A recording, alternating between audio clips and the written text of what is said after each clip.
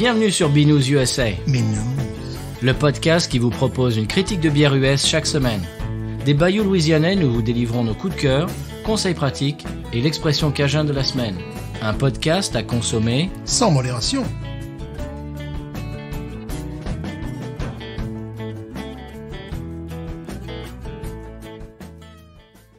BNews USA is part of the Podcut family of podcasts. La vie est trop courte pour boire de la bière insipide. Binous USA, épisode de 192. Moi, c'est Patrice. Stéphane.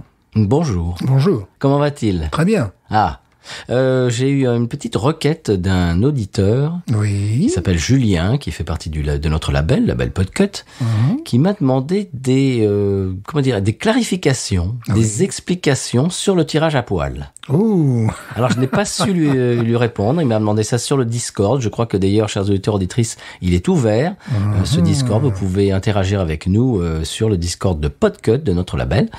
Il m'a demandé, Julien, alors, qu'est-ce que c'est que le tirage à poil? Tirer à poil, qu'est-ce que c'est? Je n'ai pas su lui expliquer. Eh bien, vas-y. Bon, il faut déjà savoir chasser le nubuck Ah oui? de jour et de nuit. Ah ouais?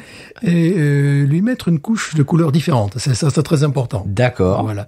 Tant que t'es pas sûr que la couche reste, parce que c'est quand même le nubuck, c'est assez fragile. Ok. Donc il faut s'y reprendre à plusieurs fois. Et tirer à poil, c'est? Et tirer à poil, c'est conseillé sur donc sur la boîte de teinture qu'il faut tirer à poil. Mais donc. c'est-à-dire, qu'est-ce que ça veut dire? Mais il faut sortir nu à la pleine lune. Ouais, non. On sait toujours pas ce que c'est que le tirage à poil. Mais en fait, c'est de teindre les poils, je sais pas. Le tirage à poil, voilà, c'était une espèce de franglais, je ne sais pas ce que c'était. Donc c'est pour teindre les poils du nubuck. Voilà, c'est ça. D'accord. Mais une fois qu'il est mort. Une fois qu'il est mort, évidemment. D'accord. Il faut d'abord le chasser. Oui, sinon c'est méchant. Mais sinon, déjà, il se laisse pas faire, le nubuck. Oui. Voilà. Puis c'est barbarique s'il est encore vivant. Évidemment. C'est bon. Très bien. Bien voilà, Julien, tu as ta réponse. Oui. J'ai testé pour vous. Oh! J'ai testé pour vous. Je suis allé dans un restaurant mexicain, pas très loin de chez toi d'ailleurs, qui s'appelle Coco's, Oui. qui était anciennement un restaurant, asiatique. Et il y avait tout un panel de bières. J'ai demandé à la serveuse. Alors évidemment, elle m'a dit Bud Light, Coors Light, Corona, Tecate, et puis elle a dit Estrella. Ah, J'ai dit Estrella. Alors dans ma tête, je me suis dit, c'est pas l'Estrella espagnol quand même. Mais je dis bon, non, mais bon, quand même. Je me suis dit, allez, Estrella, banco. Bon. Vous mettez pas en frein, c'est pas terrible. non, c'est pas terrible. Déjà, c'est arrivé, c'était dans une bouteille blanche, exactement style Corona. Bon, alors ça m'a vendu un peu du rêve dessus quand même, parce que c'est Estrella Jalisco. Ouais, je connais ce... Hecho en Guadalajara. Oh, excusez-nous, là. Ça m'a vendu du rêve et puis j'étais déçu. Ouais, non, mais c'est dommage parce qu'ils auraient pu avoir autre chose quand même. Ouais. Alors bon, non, aussi, ils avaient la Negra Modelo, donc voilà. j'ai embrayé sur la Negra Modelo. Sauvé, quand même. Ils ont sauvé la soirée quand même. Ouais. Tu as des choses à dire? Moi, j'ai 2-3 trucs après, mais vas-y. Oui, je suis en train de rater ma vie. Comment? Complètement. Je ne serai jamais un investisseur, je ne gagnerai jamais d'argent. Mais je suis déçu. Parce que regarde, là, j'ai quand même dans ma douche... Oui. Depuis facilement 10 ans, tu vois, c'est quoi? Dis au peuple ce que c'est, qu'est-ce que c'est? VO5. VO5, merci. Oui. Alberto. Oui. Et le prix, non? Ouais. Je sais pas. C'est quoi? C'est conditioning, hairdressing, extra body for fine hair. Voilà. C'est-à-dire, c'est tout simplement une pommade pour les cheveux, tu vois. Oui. Le prix qui est marqué dessus est de l'ordre de $3. $3,27, monsieur. Voilà. Eh bien, aujourd'hui, ce tube-là, que tu as sous les yeux, est vendu sur YouTube à $108. Sur YouTube? Sur YouTube, pourquoi pas? Sur YouTube, ça va être moi. Est vendu sur eBay à $108,99. Non. $108 ce tube que j'ai là, et je n'en ai qu'un. Oh mince, si t'avais acheté une cargaison. Voilà. $108,99 parce que j'avais écrit à la marque il y a au moins 10 ans, je leur avais dit alors, ils m'ont dit non, on n'en fait plus, on le fait plus. Ah, mais bon, c'est hyper cheap, VO5, je veux dire, c'est les produits, les shampoings à moins de $4, enfin, des choses comme ça. Quoi, mais pourquoi on se les arrache? Parce que c'était déjà un bon produit, et parce qu'ils ne le font plus. Ah. Et je sais pas, il y a des gens qui peuvent être accros. Donc, tu vois, alors, à un moment donné, ils ont fait la même chose avec spécial cheveux gris. Ils ont arrêté, tu sais, Et bon, là, c'était pas pour investir. J'en ai acheté plusieurs parce que je me suis dit, bon, j'aime bien ce produit. Oui, mais toi, ça te concerne pas. C'est vrai, je n'ai pas de cheveux gris. Absolument. Les cheveux métal. Et donc? Et donc, j'en avais acheté, tu sais, fait venir sur eBay à des prix. Et puis après un jour, ils en ont remis. Celui-là, oui, on remet. Par contre, ce produit qui est vraiment très bon, mais t'imagines, j'ose plus le toucher. Il faut le mettre dans un musée. Voilà, qui est un produit qui aide à coiffer les cheveux, mais également qui les nourrit. Vraiment, c'est un très très bon produit, et pas du tout... Ça on dirait un après-shampoing un peu. Voilà. Conditioning hair dressing, c'est un peu ça. C'est en France, on dirait de la gomina, c'est entre la gomina et le gel, quoi. Tu vois, c'est une pommade, tout simplement, quoi. Eh bien, maintenant, ils ne la font plus, donc nous allons la prendre en photo, bien évidemment. Wow. Parce que je tiens dans mes mains une rareté. Et c'est pas la première fois que je vais voir sur eBay. Je me suis dit, tiens, est-ce qu'ils sont toujours fous avec ce, ouais. Et, il y a marqué 3 disponibles, 2 vendus. C'est-à-dire qu'il y a 2 personnes au moins qui ont acheté ce tube, $108,99, sans les frais de port. Et tu l'as pas ouvert celui-là? Je sais pas, j'en avais 2 à un moment donné, je crois bien que je l'ai ouvert à un moment donné. Mais, voilà. Parce que sinon, tu pourrais le vendre. Ouais, je vais le vendre. Et puis en plus, marqué Binous USA. Ah ouais, bah. Alors là, c'est $200. Et voilà, donc si j'en avais acheté 250, je serais riche aujourd'hui. Ah oui, voilà, disons largement. C'est incroyable. Eh bien oui, j'ai une idée, moi, monsieur. Alors, d'abord, j'ai une question. Ah, As-tu fait quelque chose de spécial pour la Saint-Patrick? pour la Saint-Patrick, oui monsieur, enfin spécial. Je suis allé au Walmart déjà. Oh. Et puis là, j'ai réfléchi ardemment. Parce qu'il y avait donc le pack de Guinness chocolat, tu sais, qui font maintenant. Et puis Guinness, mais c'était pas le pack avec les canettes, c'était avec les bouteilles. Alors, j'ai commencé à toucher le pack avec les bouteilles, tout ça. Puis je me suis dit, non, je veux pas celui-là. Donc je me suis rabattu sur le Guinness chocolat qui font, tu sais, Nitro, machin chouette, là. Bon, c'était agréable. C'était vraiment, c'était une journée de merde en plus. Alors c'était agréable quand même de se réconforter avec cette bière-là. C'était pas celle que j'aurais aimé. J'aurais aimé avoir la basique, tu vois. Oui. Tu l'as pas trouvé? Mais il y avait la basique renforcée maintenant. Ils font, tu sais, la basique vraiment en canette, voilà, 4,2 degrés, c'est ce que je voulais, moi. Ouais. Et là, j'ai eu la version chocolatée qui est très bonne, mais qui va traîner un petit peu dans mon frigo quand même. Qui fait 4 degrés et il proposait la bold version en bouteille, là, tu vois, à 6 points et quelques, sachant que j'en ai bu des meilleurs dans ce style-là. Ouais. Tu vois, bon, ne fût-ce que la version nigériane de la Guinness, des choses comme ça.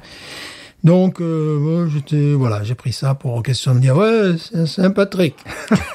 Ben, moi, j'ai réalisé qu'il me restait 2 canettes de Irish Channel Stout, qui est la stout d'influence irlandaise de Nola, la brasserie Nola, Nouvelle-Orléans, pardon.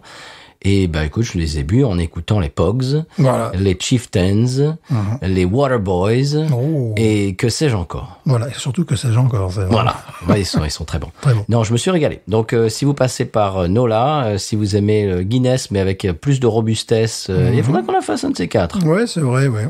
Eh bien, je vous la conseille. Voilà, Irish Channel Stout de chez Nola. J'ai eu une idée, Stéphane. Mais quelle est-elle? Oui.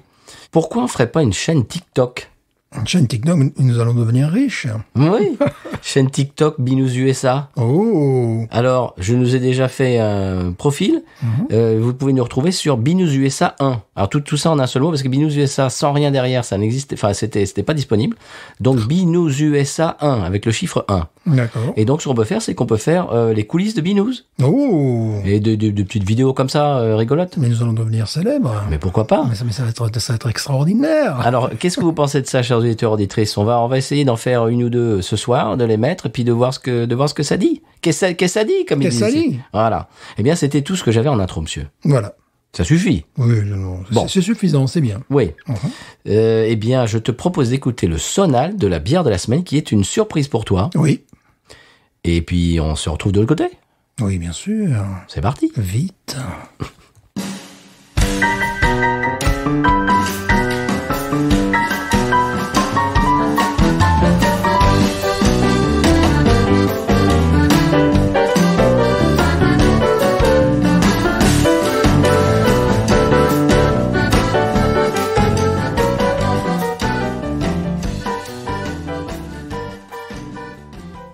Alors, après ce sonal louisianais, une bière surprise, je ne te dis pas d'où elle vient. Oui. Et ben voilà, tout simplement, je t'expliquerai après d'où elle vient, mais tu vas la sortir de son emballage maison. Voilà. Plastique non recyclable, j'espère. Oui, absolument. Sinon, c'est pas vrai. Bon, non, sinon c'est pas marrant. Vous entendez le bruit du plastique non recyclable. Deuxième plastique. Deuxième plastique. Le premier était blanc, le deuxième est gris. Eh oui. Vous entendez le plastique non recyclable. Voici, ils ont l'air d'être recyclé celui-là, puis quoi. Ah, peut-être. Oh mince. N'importe quoi, c'est moins drôle. C'est bête. Attention, je ne sais pas ce que c'est. Waouh! Oui! Jupiter! Ah, on va pouvoir la goûter, enfin! Oui. Ah, qui nous envoie ça? Eh ben, à ton avis. L'auditeur numéro 1. Eh ben oui. Adorable. Merci, monsieur Patrick. Vide ses poubelles, il y a marqué. Écoutez, je vous en prie. Vide ses poubelles. Il y a marqué vide ses poubelles. Mais enfin. Voilà, dessus, donc... Ah oui, d'accord. Bah, dessus, oui, c'est pas marqué, c'est marqué sur le Jupiler. Parce que tu avais parlé dans un des épisodes. C'est adorable. Que t'aimerais la goûter. Oh. Eh bien, il nous a envoyé de la Jupiler, monsieur. La Jupiler. Alors, je vais vous en parler. Une bière qui est bue par des millions de Belges. Mais oui, je vais vous en parler. J'aime bien quand même oui, c'est classe. L'étiquette, tout ça. C'est classique. Le taureau qui rappelle le Torino, mon équipe italienne de football préférée. Bon, voilà, passons. Ah, Pils, c'est marqué Pils en gros. Mais oui, monsieur. Pils. Ah, mais voilà. Parce que là, quand même. J'ai pensé que ça te ferait plaisir. Bah, ça me fait plaisir. Ah, ça me touche. Vraiment, merci, ça me touche. Je vais la boire tout seul, d'ailleurs, puis voilà. Mais non. mais comme vous y allez. Ah, ouais, parce que bon, c'est quand même la bière la plus bue en Belgique. Tout le monde te rit au nez, tout le monde te dit bah oui, c'est rien de rare. Bah oui, mais bon, quand pour nous si. Pour nous si. Puis quand tu es natif du sud de la France, bon, on en a d'autres vineuses, mais on l'a pas celle-là. Non. Et quand je suis allé en Belgique, évidemment, je n'ai pas bu cette bière-là. Bah non. J'ai essayé de boire des Chimay, des Ciné, et plein d'autres bières. Eh ben voilà. Magnifique. C'est un bel objet. C'est un bel objet. Je suis content. Oui. Ben, ça s'est entendu, j'espère. Oui, je crois. Voilà. C'est pas passé inaperçu. Voilà. Alors, je vais vous en parler. Oui. Alors, donc, c'est la Jupiler Pils, tu l'as dit. Ouais. Sur Beer Advocate, elle a un score de 69 pour. Ah, ben c'est bien. Ce qui veut dire pas bon du tout. En dessous la Schlitz. Oui, non, mais c'est quand même des cork sniffers, comme on dit aux États-Unis. C'est-à-dire ici. Ouais. Bon, ben oui. Bon. Alors, c'est la bière la plus vendue en Belgique, tu l'as dit. Oui, bien sûr. Apparemment, c'est le sponsor d'une équipe de foot. Autre, certainement, ouais. Ou de la Ligue, ou je sais pas quoi. Ben oui, c'était la Jupiler League. La Ligue nationale. Carrément, c'est-à-dire, on dira la division 1, pour parler en ancien franc, alors, de Belgique. Alors, c'est une lager pâle, bien sûr, brassée par la brasserie Jupiler, créée par la famille Piedboeuf, en 1853. Ouais, pourtant, je croyais que cette bière était très récente, enfin, depuis 1960 et quelques, tu vois. Je pensais que c'était une... Bah attends, mais je n'ai pas fini. Je pensais que c'était une bière antique, et en fait, non. Mais je n'ai pas fini, c'est monsieur. C'est une bière en toc, voilà. Bon, maintenant, ils font partie du groupe InBev. Bon. Ouais, évidemment. Cette bière a été introduite en 1966, monsieur. Voilà, c'est ça. C'est que ça m'a complètement tourneboulé lorsque j'ai su ça, parce que je pensais que c'était une bière qui datait peut-être du 19e siècle ou début 20e siècle. Allez, j'aurais dit maximum les années 30. Et puis, oui, j'ai découvert 1966. Donc, c'est même pas dans les années 50. Donc, c'est assez incroyable qu'il y ait eu ce développement, ce succès en si peu de temps, quoi. 66, bon. Elle fait 5 degrés 2. Ouais. Elle est brassée à Jupille-sur-Meuse, dans la banlieue de Liège. Ouais. Voilà. Et si j'ai bien compris, la Jupiler représente 40% du volume de bière vendu en Belgique. Ah, voilà. Ouais. 40%. Ah oui, non, c'est énorme. C'est écrasant. Ah ouais. C'est énorme, surtout que depuis 1966. Bon, alors attention, leur slogan c'est « Les hommes savent pourquoi ». Ah voilà, les femmes ont apprécié. Est-ce que ce serait pas problématique, ça, monsieur Stéphane ? Je sais pas. Est-ce que c'est touchy au niveau du MeToo, ça ? C'est un peu touchy, je dirais. Nous ne sommes pas comme ça. Non, nous ne sommes pas comme ça du tout. Comme ça. Mais nous allons la goûter. Nous allons la goûter. Avec grand plaisir. Avec grand plaisir, oui, parce que j'avais envie de goûter cette bière basique belge. Et, bon, évidemment, je vais la comparer à mon esprit à ce qui se fait en France dans ce style-là, ce qui se fait aux États-Unis dans ce style-là, ce qui se fait dans le monde. Oui. Alors, je vais te laisser les verser. Eh bien, allons-y. Oui. La verser dans nos verres. Oui. Non, merci Patrick. Merci 1000 fois, parce que vraiment, je voulais goûter ça. Puis là, c'était mal barré pour pouvoir en trouver une ici. Ah bah oui. Alors, amène ton auge. Amen. Bah mince alors. Ça serait intéressant que nos auditeurs, nos auditeuresses... Ah, tu es bloqué. Oui, non, c'est bon, je me suis débloqué. Qu'est-ce que nos auditeurs fassent quoi? Nous disent ce qu'ils en pensent, Ah s'ils l'ont goûté. J'imagine qu'il y a beaucoup de Français qui l'ont goûté, parce qu'ils sont pas très loin de la frontière déjà. Et puis bon, évidemment, nos auditeurs belges. Mhm.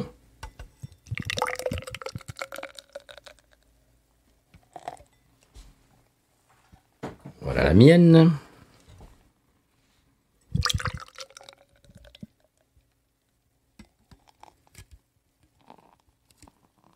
Et un petit peu plus, je le mets quand même. Oui, allez-y. Merci. Moi, ce qui m'avait surpris en Belgique, c'est effectivement que peut-être 40% des bars avaient le décorum jupilaire. Eh oui. Voilà. Les parasols et tout ça. Ouais. Eh bien, voilà. Alors bon, à l'aspect, pas de surprise. Non, pas de surprise. On n'est pas extra, c'est vrai. Ah bon? Pas se mentir. Oui, c'est pas mal. C'est pain, c'est un peu laiteux, un peu. Je trouve pain et puis une espèce de truc d'olive, là. Tu sais, pain aux olives, là, un truc Ah comme ben, ça. un peu comme l'almasa, alors. Et un truc comme ça, un petit peu, ouais, qui est surprenant. Bon, en même temps, il faut essayer d'oublier les autres bières belges, quoi. Sinon, on va, Oui, sinon, non, mais ça va pas il faut la juger juste pour elle-même. Ouais. Bon, la couleur est schlitzique, hein. Oui. Je pense que ça serait intéressant si j'avais de la Schlitz, là, en ce moment, je n'en ai pas, de pouvoir comparer.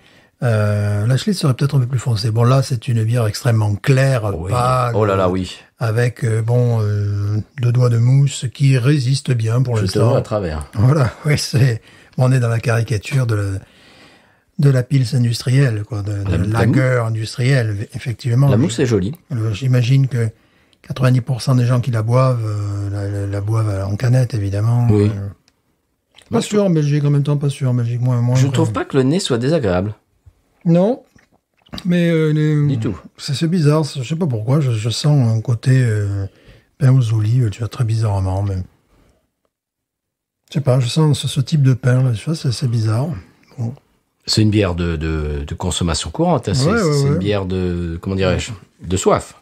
Oui, On va pas y chercher des trucs... de complexité. Bah non. Oh, la mousse est d'une blancheur écarlate, quasi chimique, évidemment. Comme toutes ces bières-là. Bon, la dentelle, y en aura-t-il ou n'y en aura-t-il pas, je ne sais pas. Ah si, je crois, oui. Ouais. Je pense. Bon, on est vraiment dans le basique. Alors, ce qui est intéressant, c'est le degré d'alcool qui est très européen, puisque nos lagers françaises gravitent autour de 5,2, 5. Tu vois, c'est pas du 4,6, c'est pas des 4,6, 4,8, c'est plutôt 5,2 quand même. Ouais, il y a un côté... Bon, il n'y a rien, en tout cas, qui fasse que je puisse rejeter le nez de cette bière, comme, non. comme dans certaines Non, autres. Je la trouve très agréable au nez. Un côté laiteux, ouais, un côté, je sais pas. Ouais, pain, quoi, véritablement. Pain au lait, je trouve. Pain, mais moi, ça, c'est bizarre, ça m'appelle pain aux olives. Tu sais, cette espèce de truc, là, je sais pas pourquoi, bon. Peut-être qu'elle a pris des accents italiens entre mes mains, j'en sais rien. Je la trouve très agréable au nez. Donc maintenant, essayons. On y va? Allons-y, ouais. Allez.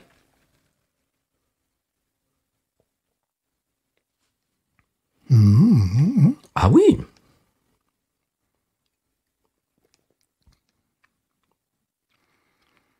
Pour une bière de consommation courante comme ça, c'est pas mal. Ouais, ça mérite pas porc. Certainement pas au four. Ah non. D'un côté, amande. Amande amère, un peu. Amande. Oui. Écoute, ça j'en boirais. Hein. Je la préfère à la Stella. Hein. Oh bah oui. Je préfère la Stella Artois. Oh, largement. Elle a une petite amertume qui vient après quelques secondes. Ouais. Ouais, il y a un côté amande, hein, avec une petite amertume. Écoute ça, tu rentres du travail, tu t'arrêtes au bar avec les copains et t'en bois une ou deux. Écoute, Ça serait même à la limite surtout pour le marché américain. Enfin, je sais pas, comme bière de soif, ça serait peut-être même trop marqué. Il y a trop de goût voilà, pour une bière. Ah oui, oui. Et en France, il y a ce côté amande qui, tu vois, on a nos bières de soif, un côté acide, un peu choucroute, un peu chou, là, tu vois, les Canterbro, tout ça. Ça, c'est pas le cas du tout. C'est pas du tout le cas. C'est beaucoup plus rond en bouche. Ça, c'est amande verte. Ça me rappelle une bière italienne que j'ai bu il y a guère. C'est vraiment la lager européenne par excellence. Tu sens qu'il y a un côté quand même bon, un peu industriel quand même. Oui. Tu sens bon même dans ce truc-là. Mais bon, j'imagine en plus à la pression. Ah oui. Bon, le problème c'est qu'en Belgique ils ont d'autres choses à boire. Bien sûr. Et des bières locales qui peut-être à la pression, ça là j'imagine a un prix dérisoire, mais il doit y avoir aussi des bières locales qui ont un prix pas très élevé par rapport à ça. Donc, disons, si cette bière venait d'un pays non brassicole ou à faible réputation brassicole, je parle pas des nouvelles créations. C'est-à-dire, si cette bière venait d'Italie, j'en dirais, comment dirais-je, j'en dirais des louanges, quoi. Enfin, tu vois, véritablement. Bon, comme on est dans un pays, un des pays les plus intéressants au niveau de la bière. Mais bon, je comprends les Belges, hein, oui. Bon, maintenant, après, on va pas prendre sa carte de fidélité à cette bière-là. Non, mais honnêtement, Non, t'es pas dans un guet-apens. non. Voilà. Il y a beaucoup de bières industrielles où c'est vraiment un guet-apens, quoi. Hein. Honnêtement, moi, j'en boirais. Hein. Ouais. Ça me plaît. Ouais. Il y a pas... Et ce que j'aime bien, c'est qu'il y a une petite amertume et il n'y a pas du tout ce côté sucré que beaucoup de lagers américaines ont. Poire et compagnie, non, on oublie, quoi. Ouais, c'est même une bière que si on avait à l'occasion ici aux États-Unis, que j'achèterais. Mais moi aussi, c'est ce que je te dis. Que j'achèterais. Ah, complètement. J'achèterais à l'occasion, tu vois, comme j'ai pu faire avec la Peroni, hein, comme j'ai pu faire avec l'Almassa. Ouais, que véritablement, ouais, à l'occasion, j'achèterais. Bon, là, ouais, il pourrait, peut-être que ça se trouve aux États-Unis, je ne sais pas, Houston, peut-être, je ne sais pas. Je vois même pas où est-ce qu'on peut trouver ça. Je ne sais pas. Bon, je l'ai pas cherché non plus, mais je n'ai jamais vu. Très sympathique pour une bière de grande consommation. Oui. Moi, je ne vois pas de défaut, moi. Non, si ce n'est, bon, le défaut étant lui-même, c'est-à-dire ce goût d'amande. Bon, on sent très bien que c'est pas les amandes pilées, quoi, en fait, tu vois ce que je veux dire. Oui. Mais bon, voilà, si ce n'est le goût en lui-même, qui peut... alors, si vous les vendez aux États-Unis, ça serait très simple. Il suffirait qu'ils disent la bière est plus bu en Belgique. Ah oui. Point barre. Ah oui. Un lager. Bon, certains ont eu l'occasion de la goûter puisqu'ils ont mis porc. Franchement, Oui. tu mets porc à ça... Oh, oui, non. quand même pas exagéré. Mais non, je la mettrais à peine en dessous de la Schlitz. Celle-là. Ah oui. Après, bon, il faut pas réfléchir en matière d'hygiène de vie, des choses comme ça. C'est un peu le problème. Parce qu'il faudrait savoir si j'utilise du riz, je pense pas. S'ils utilisent du maïs, tu vois, parce que là, ça fait la différence. Si là, il y a aucune adjonction de sirop de maïs, des choses comme ça, bon, que c'est meilleur pour la santé. Mais au goût, je la mettrais... tu vois, la Hamm's qu'on ne trouve plus. Au goût, je préfère la Hamm's qui ressemble plus à une bière allemande. Je préfère la Schlitz également. Avec la Peroni, j'aurais tendance, ça c'est vraiment un kiff-kiff, quoi, tu vois. Avec la Peroni. Mais maintenant, après, c'est les ingrédients qu'ils utilisent. Ils font la différence. Voilà, Ah, c'est marqué dessus la pils préférée des Belges. ouais, bon, voilà. On les croit. Moi, ça mérite la moyenne. Ça mérite pas au full ou... Ah, mais non. ou Mais porc. non. Porc, en même temps, c'est quoi? C'est une note que tu mets 7, 8, c'est ça, porc, tu vois. Je suis pas d'accord. Ingrédients eau, malt d'orge, maïs, Le houblon. maïs, voilà, du maïs, Ouais. ouais, c'est ça. Je me doutais que, bon, évidemment, une bière industrielle comme ça. Ben, ça veut dire qu'elle est pas chère. Oui. Bon, attention pour la santé, quand même. Peut-être autre chose à boire au quotidien, surtout en quantité. Oui, j'imagine. mais entre ça et, je sais pas moi, ce qu'on a bu la semaine dernière, Le Natty Light, ouais. le Natty Light, excuse-moi, mais il n'y a pas Oui, photo. Hein. Il n'y a pas photo, non. Puis une fois aussi, nous bûmes, c'était au début, la bière de AC/DC qui normalement on devrait mettre, je sais pas, on avait mis 10, mais on était jeunes. Hein. C'est une bière qui mérite un 6, quoi, Oh oui. véritablement. Ça, c'est largement la moyenne. Hein. Ça, je mets 11, moi. Ah, moi, je mettrais un bon 12-13, moi. Moi, je mets 11. Voilà. Moi, je mets un 12,5, moi. Passable. Quand disaient les profs, c'est passable. Moi, je mets un 12,5, monsieur. Non, moi, je mets 11. C'est rassurant parce que tu ne tombes pas dans un guet-apens. Non. Tu vois, si tu as des Belges qui disent, tiens, tu connais pas ça en France, boum, voilà. Tu tombes pas dans un guet-apens. Voilà, c'est pas le truc atroce, imbuvable. Non, C'est très agréable, je trouve. Ouais, c'est pour une bière industrielle, c'est tout à fait honorable. C'est pas ma préférée parmi les bières industrielles. Parce que la préférée, c'est la Schlitz. Après, bon, la Hams qu'on ne trouve plus. Mais bon, tu sais, quand tu bois de la Hams, oui, que tu te fais pas du bien. que tu fais pas du bien. La Schlitz aussi, on va pas exagérer. Ça, j'imagine aussi. Ça, je la mettrais en 4e position. Parce que bon, on préfère encore la Peroni un peu plus, tu vois. Plus moderne aussi, la Peroni. Ça, je la mettrais en 4e position des bières industrielles européennes. Devant la Old Milwaukee, par exemple, qui est plus acide déjà. Devant, après, je ne sais plus. Il faudrait faire un panel. Non, c'est très bon. Moi, toi, 11, moi, 12,5. Ouais.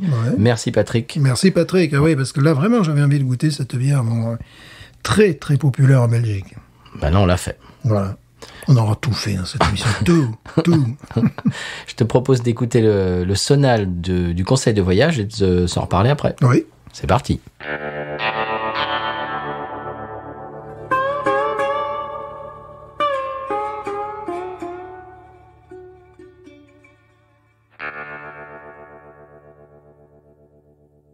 Pendant le sonal, tu nous en disais un petit peu plus. Oui, mais c'est le maïs, le goût. Enfin, c'est idiot, ça me rappelle, tu sais, parfois dans les lotos du sud de la France, les jetons, ce sont ces grains de maïs secs, là, tu vois. Évidemment, quand tu es un enfant, tu portes ça à ta bouche, tu vois. C'est des trucs qui sont durs comme de la pierre. Bon, ben c'est ça, quoi. C'est le maïs, le maïs sec, quoi, tout simplement. C'est du maïs. Alors, évidemment, ça peut amener des goûts d'amande, comme il a dit. Mais en rétro-olfaction, c'est complètement évident. C'est du maïs, voilà. Bon, voilà. Après, bon, comme je te disais, hors antenne, pour la santé, il y a mieux. Ça, c'était l'industrie brassicole des années 50-60. Hein. On sait très bien pourquoi ils utilisent ce type d'ingrédients. Oui. C'est que ça permet de stabiliser le produit. Que le produit, après, le même goût un peu partout. Et puis également d'accélérer le processus de fabrication, tout simplement. Voilà. Donc, ça a 2 avantages pour les industriels, mais pour nos corps respectifs, bon, je sais pas. Très bien. Eh bien, est-ce que tu es prêt pour le conseil de voyage? Oui, monsieur. Alors, c'est un réel conseil de voyage cette semaine. Ah. C'est quelque chose, oui, c'est une chose à laquelle j'ai pensé l'autre jour. Je me suis dit, mais c'est vraiment un conseil pratique cette fois-ci.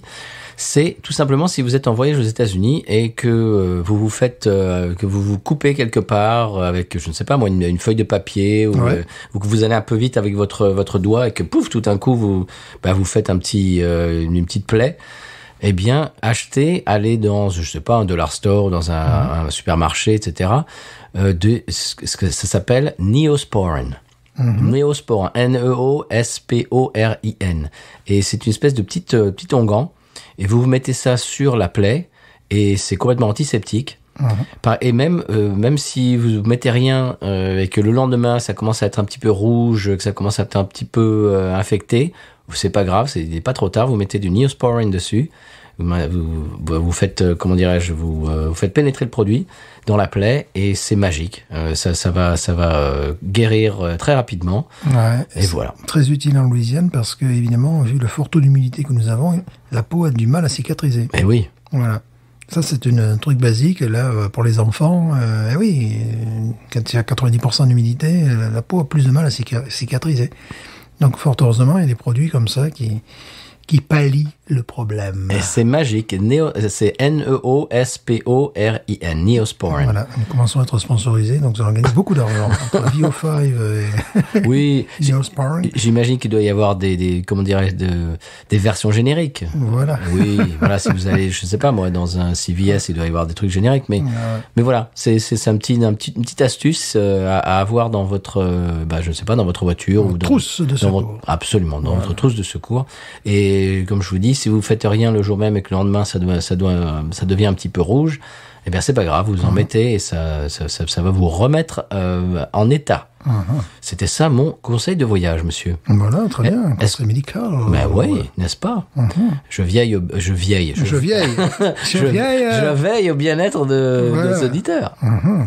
Eh bien, Stéphane, est-ce qu'on passe au coup de cœur? Commencez donc. Moi Oui, moi j'en ai deux.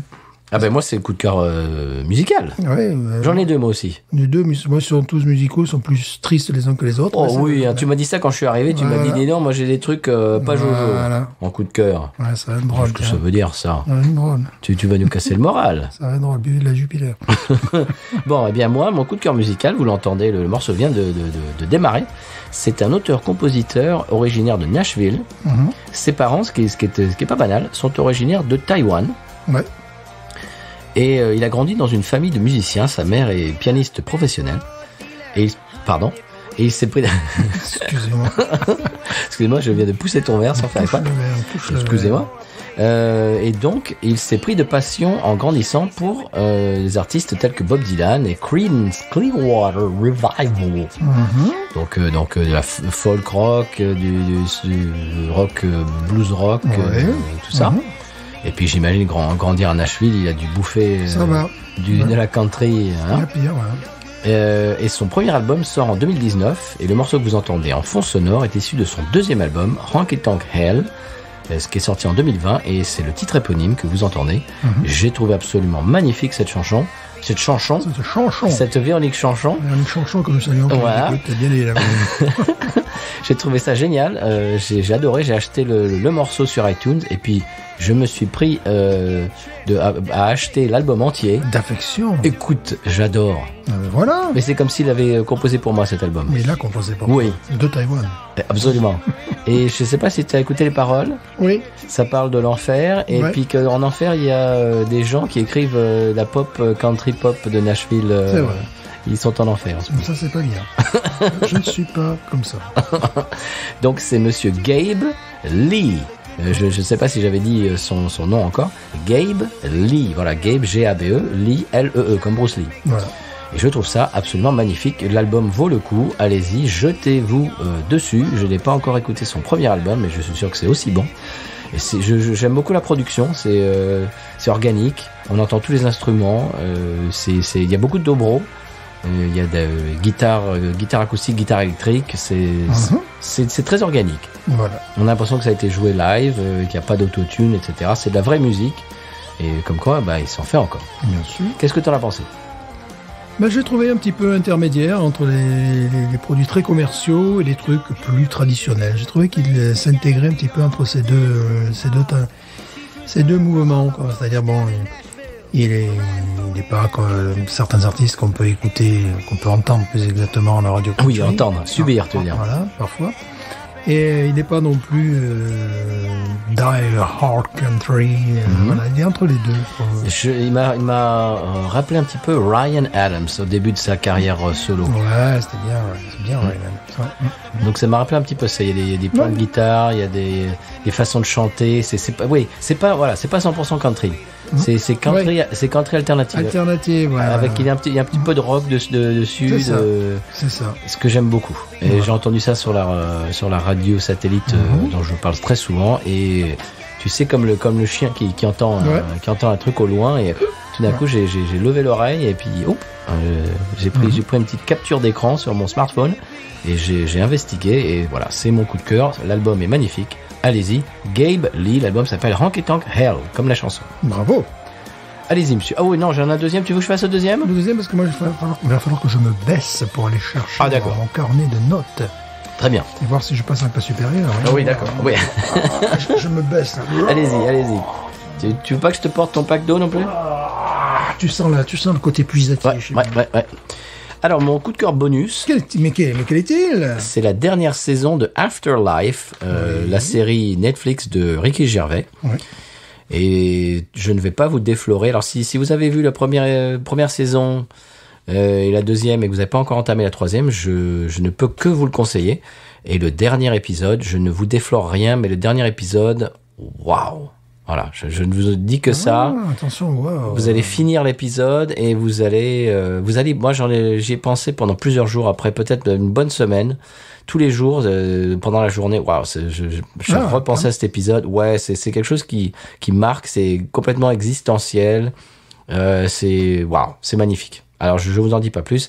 Afterlife de Ricky Gervais, ça vaut vraiment le détour. Et moi j'ai fini. Bon, il est temps de parler sérieusement dans cette émission. Oui. Ah, moi, j'ai 2 coups de cœur. Ils sont tristes. Boum, boum. Autant. Bon, enfin. Ah, juste avant que tu n'arrives, je regardais des articles et puis j'apprends que Glenn, alors Glenn, ça s'écrit G-L-E-N et puis l'autre Glenn, G-L-E-N-N. Oh, n'est-ce pas? c'est Stéphane. Voilà, c'est un artiste de rockabilly californien. Donc je dis c'était parce que je suis obligé d'en parler au passé désormais. Qui a commencé ses enregistrements assez tard pour le rockabilly, 1957, 58, tu vois, c'est pas 54, 55 en Californie. Bon, on le voit sur quelques pochettes d'albums posés à côté de Presley, ils sont backstage, quoi. Oui, ils sont connus, ouais, dans le bouquin que je suis en train de lire, il en parle. Oui, super Paul, les Stray Cats, super pote avec lui, c'est une légende du rockabilly. Eh bien, ce monsieur n'est plus, il est mort, donc... Stéphane, tu nous déprimes. Le 18 mars, c'est-à-dire 3-4 jours avant l'enregistrement de cette émission. Je ne sais pas, je ne savais pas, moi, je l'ai appris juste avant, je te disais 5 minutes avant que tu n'arrives. Alors, vous écoutez en fond sonore une de ces nombreuses chansons que j'adore, Everybody's Moving, qui est peut-être la plus connue, car elle a été reprise moult fois par des artistes anglais, européens... Et on peut dire que c'était un tube local en Californie, mais un peu plus que local, le morceau que vous entendez en fond sonore. Et puis là, on va continuer dans les trucs bip bip, ouais, fun, rockable. Non, on va continuer dans les trucs très drôles, quoi. Ouais. Voilà. Alors, l'autre truc, c'est, excusez-moi, je cherche mes deux. Est-ce que vous pouvez poser mon verre quelque part, n'est-ce pas? Je ne sais plus, voilà. Et là, évidemment, j'aurais pu en parler dans d'autres occasions, ça aurait pu être exotique, mais je tenais à mettre l'accent sur un groupe de rockabilly ukrainien, évidemment. Je suis pas un fan hardcore, mais je suis avec beaucoup d'intérêt depuis au moins 10 ans. Ils s'appellent les Wise Guys, Wise W-I-S-E, puis Acolyte Guys, G-U-Y-S, d'Ukraine, donc c'est ce qui se passe en ce moment. Vous entendez également en fond sonore, là, ils sont de Kharkiv. Kharkiv, c'est, pour te le faire bref, dans centre-est de l'Ukraine, c'est-à-dire à 50 km de la Russie. Et dernièrement, ils ont été bombardés. Donc, pour faire très simple, voilà. Ils sont à 50 km de la frontière russe à l'est. Et c'est un trio qui fait... c'est ça aussi, l'Ukraine. C'est la Russie, c'est aussi pareil. Il y a des musiques dites alternatives et des gens qui tournent en Europe. Eux, ils avaient prévu en mars de tourner notamment en Allemagne, en Autriche et en Italie. Et là, le morceau que vous entendez, je l'ai piqué d'une vidéo enregistrée sur la radio locale qui, à mon avis, est russophone, parce qu'à la fin de l'enregistrement, je maîtrise toutes les langues, évidemment. Tout à fait. Spasiba. Ouais, Spasiba, oui, c'est du russe. Dans ce cas-là, c'est pas l'ukrainien. J'ai vérifié que l'ukrainien disait pas la même chose. Quand même, faut pas dire des bêtises. Et cette vidéo date du 21 février et 3 jours après, c'était la guerre. Voilà. Sont les artistes qui enregistrent sur un label espagnol, El Toro Records. Sinon, après, ils ont fait des trucs, comment dirais-je, autoproduits. Donc, oui, ils ont une très très belle réputation, c'est tout à fait normal. C'est un très bon groupe. Et là, il y a des gens qui leur envoient des messages et disent oui, on est un peu occupés en ce moment. Oui. Voilà, donc c'est bip bip. On leur envoie tous nos vœux de... Ouais, et tout. Voilà, tout. Ouais, voilà. Le 26 février, il était prévu qu'il fasse... il est prévu qu'il fisse, n'est-ce pas? Qu'il y ait un festival de rockabilly de Psychobilly. Ils étaient tête d'affiche puisque le groupe local célèbre, parce qu'évidemment ils sont connus à Kiev. Mais où ça? À Kharkiv, ils devaient faire à Kharkiv, festival. Voilà, ils devaient faire un festival le 26, tu vois, la guerre a commencé le 24, donc et puis le bombardement, enfin je vais pas m'étendre là-dessus, mais il y a pas mal d'anecdotes sur ce qui se passe et ce qui s'est passé. Bon, Stéphane, tu nous casses le moral cette semaine. C'est un très bon groupe. Wise Guys. Voilà, Wise Guys. Allez les écouter. Voilà. C'est fun aujourd'hui. Hein. Allez les écouter et les aider. C'est fun aujourd'hui. Mais c'est toi, hein. Voilà. C'est pas moi. Hein. On était sur le bateau, on déconnait. André a plongé pour nous faire marrer. Il a fait bip bip, nous on a fait meu. L'arrêt l'a piqué, il a coulé comme un plomb. Bon, vous allez voir, si vous regardez le dernier épisode de Afterlife, vous allez voir que bon, mais voilà. Voilà. C'est fun aussi. C'est super fun. Voilà. Voilà. Ah, bébé. Bébé. Bon, eh bien, en parlant de bip bip, est-ce qu'on passerait à l'épisode du San Pellegrino? Ah, quand même, oui, ça va nous faire bien. Quand même. Oui. Sans transition. Sans aucune transition. C'est parti, sans P. San Pellegrino, qui me dira pourquoi j'ai le mal de vivre. San Pellegrino, je ne sais pas, je vais comme un bateau ivre en portant mes souvenirs. Il est bien entendu d'une notoriété publique que les sondages San Pellegrin sont beaucoup plus fiables que ceux de France. Alors, je me tourne vers notre spécialiste maison, Jean-René Bonneton. Alors, Jean-René, que se passe-t-il en France? Oui, je vous remercie tout d'abord de rappeler la précision de nos chiffres. Écoutez, pour nous, c'est tout à fait évident. 51,4% des Françaises et des Français pensent. Ils pensent quoi? Ils pensent à quoi? Non, ils pensent tout simplement. Ah, d'accord. Et j'aimerais également rajouter que 0,5% d'entre elles et d'entre eux sont allergiques aux plantes d'appartement. Ah oui, alors ça, c'est ce qu'on appelle la minorité de blocage, n'est-ce pas? N'est-ce pas? Oui. C'est une obscure clarté. Hein. Enfin, pardonnez-moi, c'est cet oxymore.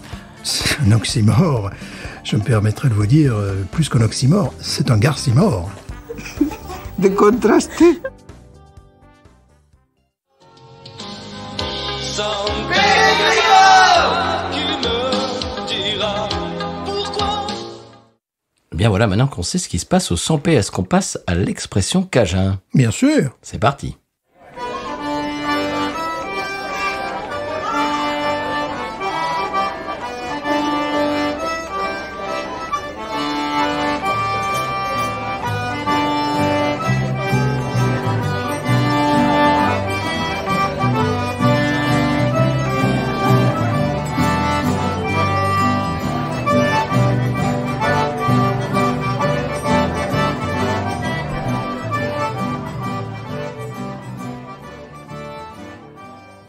L'expression cajun cette semaine, Stéphane, c'est un suce-fleur, c'est un nom masculin. Un suce-fleur. Qu'est-ce que c'est qu'un suce-fleur? Sera-ce une abeille?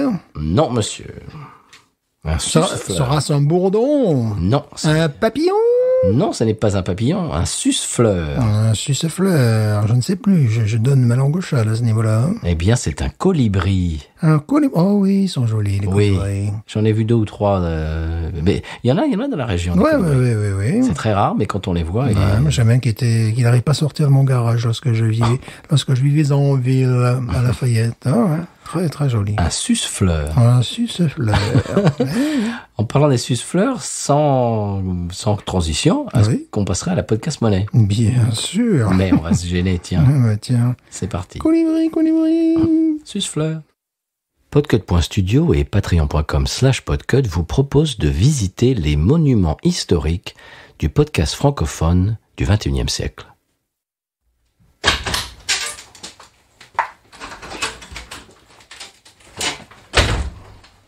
Eh bien, nous y voilà. C'est ici que le fameux podcast B-News USA était enregistré, et cela donc il y a pas loin de 100 ans maintenant.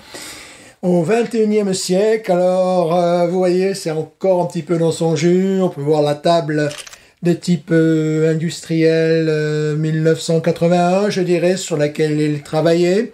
Les chaises également, de grande distribution. Le tabouret très important qu'utilisait Stéphane afin de faire le moins de bruit possible, parce qu'à cette époque-là, il y avait certes le son digital, mais nous n'étions pas effectivement au fait de la technique comme aujourd'hui. Bon, les instruments de musique qui à bien des égards nous paraissent aujourd'hui archaïques, bien sûr. J'ai une question. Le micro, c'est le micro d'origine? C'est celui-là qu'ils utilisaient? Alors là, c'est une bonne question. Non, le micro d'origine a été endommagé par plusieurs ouragans et donc il nous a fallu le changer. Nous avons fait appel évidemment à un spécialiste du Canada pour avoir le même. Vous pouvez imaginer que ce type de micro est devenu fort rare de nos jours. Eh oui. Mais c'est un petit peu, c'est la réplique de celui qu'ils utilisaient à l'époque, bien évidemment. Alors j'ai une autre question. Les sous-bocs, c'est les sous-bocs d'origine, ceux-là? Les sous-bocs, oui, les sous-bocs ont parfaitement résisté. Ils ont été offerts par Benji, je crois. Oui, c'est ça, c'est Benji, c'était l'auditeur expatrié qui était français d'ailleurs et qui habitait en Suisse, c'est ça? Bravo, je suis. Ah, mais je suis un grand fan, Je suis surpris, effectivement. Vous en savez peut-être un peu plus que moi sur le sujet, effectivement.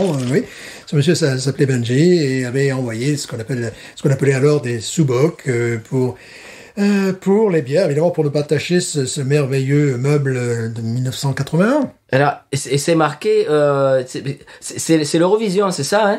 C'est ça, bon, tout le monde se rappelle l'Eurovision, ça continue aujourd'hui. Oui, hein, c'est Stéphane qui avait l'Eurovision. Voilà, je ne sais pas, là, je vous en savez peut-être un peu plus que moi, finalement. Ouais, je suis un fan. Un peu plus que moi. Donc maintenant, nous allons accéder, si vous voulez bien. Bon, vous avez la cuisine qui, évidemment, n'a pas changé, qui a un intérêt assez limité. Il y a les produits, finalement, qui étaient consommés jadis. Une antenne pour capter ce qu'on appelait autrefois, les OTA, c'est-à-dire des programmes gratuits qui n'existent plus. Parce que Stéphane était grand fan des antennes. C'est fort probable, c'est fort probable. Il y a quelques colliers de Mardi Gras, évidemment, on célèbre toujours le Mardi Gras. Là, je vous propose d'aller peut-être un peu dans les coulisses, dans ce qu'on appelait le dressing de Monsieur Stéphane. Mais vous allez voir, il y a une pièce, il y a notamment une pièce dans cette pièce, si je puis me permettre, qui a quand même une pièce de très grande valeur. Alors, suivez-moi, je vous en prie, faites attention. Nous avons laissé effectivement le désordre comme il était à l'époque. Alors, est-ce que c'est le CD de Stéphane, ça, d'origine? Tout à fait, ce genre de musique qui... Oui, vous les alléguez. Tout à fait. Alors là, voilà, alors vous allez deviner quel est donc cet élément... Moi je sais. Oui, monsieur, quel était? Moi je sais, c'est le frigo qui a réchauffé la Schlitz, quoi. C'est tout à fait exact. C'est le frigo. Exact. Et c'est le vrai, il est d'origine celui-là. Il est d'origine, c'était assez étrange effectivement qu'un frigo puisse réchauffer Schlitz. Évidemment, ce genre de bière qui était déjà obsolète lorsqu'il faisait le podcast a totalement disparu. Mais le frigo est encore là, alors nous n'avons pas pu mettre la main sur des canettes de Schlitz et croyez bien que nous le regrettons et que nous lançons bien évidemment en appel. Si quelqu'un a dans sa famille un collectionneur ça me ferait très plaisir pour notre musée. Voilà, alors la visite est terminée. Hein, pour une visite en anglais, en portugais, en italien, vous avez vos casques, il n'y a aucun problème. Mais dites-moi, vous y connaissez Ah bah c'est ma 5e visite. Hein. Ah c'est pour ça. Ouais, parce que je n'étais pas là la fois d'avant, c'était une collègue. Non, c'était une collègue, oui. D'accord. Mais vous avez vraiment bien fait la visite. Merci beaucoup, je vous remercie. Eh bien voilà, Monsieur Stéphane, après cette page de publicité, eh bien on s'achemine clopin-clopant, comme j'aime à le dire, vers la fin de l'émission. Oui. Une émission dans laquelle on a goûté une bière qu'on voulait goûter, surtout toi, depuis très longtemps. Que je voulais goûter coûte que coûte. Ça, il fallait faire. Goûter coûte que coûte. Le goût que coûte. Là, c'est une fois, tu n'arrives pas à deux fois. C'est le goût que coûte. Voilà, goût que coûte. Et on va remercier, vous, chers auditeurs auditrices, de nous, de nous écouter chaque semaine. Chère semaine. Il n'y a pas que de l'alcool dans cette bière. Non, il n'y a pas que de la poire. Voilà. Et d'interagir avec nous sur les réseaux, sur Facebook, Instagram et Facebook. Également, nous envoyer des emails à binoususa@gmail.com, ça nous fait toujours plaisir. Et c'est à peu près tout. On vous remercie d'être là, au rendez-vous. On prend toujours autant de plaisir à faire le podcast. Et puis, je ne sais pas, Stéphane, qu'est-ce que tu peux nous dire en outro de cet épisode? Un outro. Un outro. Je conclurai mon discours en disant Binous. Ain't nothing turns me on more than a big patat. Oh, I like that patat. I like the patats too big. Look at her go. I like both the patats. We should watch her.